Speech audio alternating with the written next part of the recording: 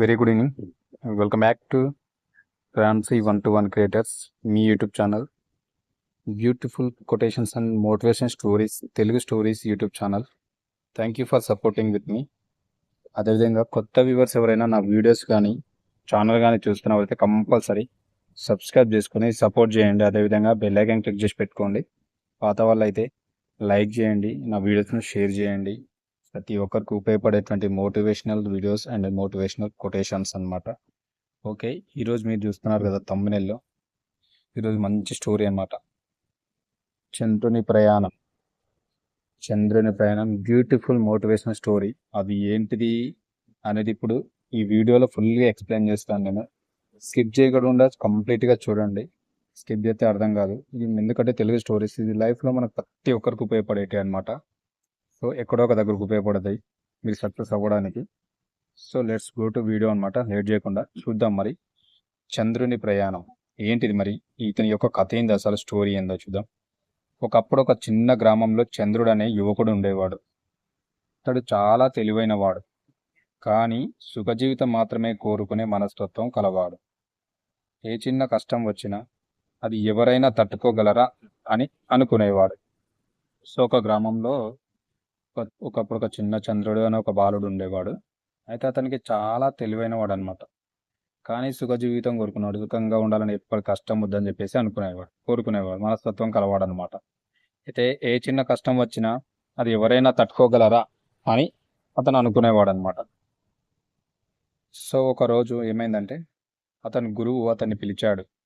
చంద్రుడా, నువ్వు నిజంగా జీవితంలో ముందుకు వెళ్ళాలంటే సుఖానికి మాత్రమే కాదు, కష్టానికి కూడా సిద్ధంగా ఉండాలి అన్నాడు. కానీ చంద్రుడు చిరునవ్వుతో, కష్టం ఎందుకు గురూజీ, సుఖంగా జీవించడం జీవిత లక్ష్యం కదా అన్నాడు. అయితే ఒకరోజు అతని మాస్టర్ ఏం చెప్పిండంటే, చంద్రుడు, నువ్వు నిజంగా లైఫ్లో ఎదగాలి అంటే, ముందుకెళ్ళాలంటే సుఖానికి మాత్రమే అలవాటు పడద్దు, కష్టానికి కూడా సిద్ధంగా ఉండాలని చెప్పిండు అలా మాస్టర్ అని చెప్పి అన్నాడు.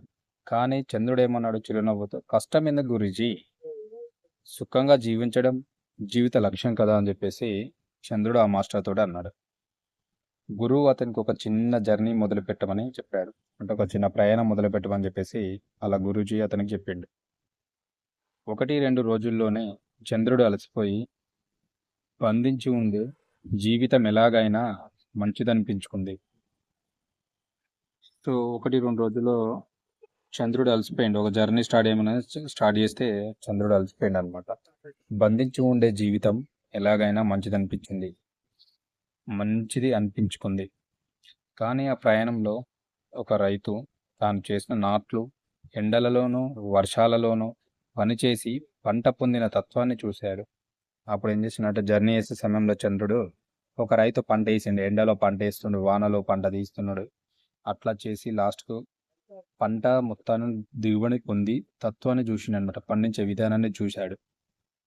ఒక కూలి ఒక రోజు పనికి వెళ్ళకపోతే కుటుంబం ఆకలితో ఉండిపోతుందని చెప్పిన బాధను చూశాడు.